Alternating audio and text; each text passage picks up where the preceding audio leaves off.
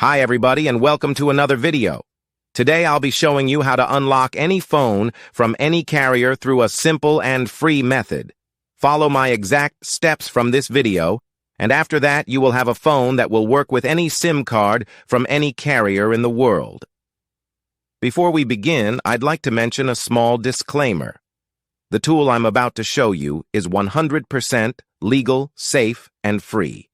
We won't use any type of hacking or illegal bypassing method to unlock your phone. Moreover, the phone will not suffer any harm or damage in any way. This tool will also help you get your phone unlocked, regardless of whether it's currently under an active contract with your service provider. With that said, let's start.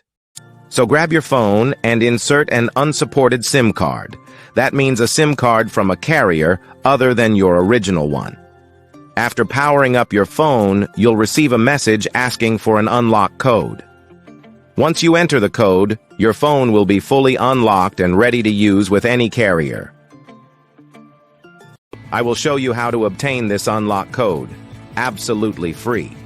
And if you have a carrier app installed on your phone, unlocking it will be even easier.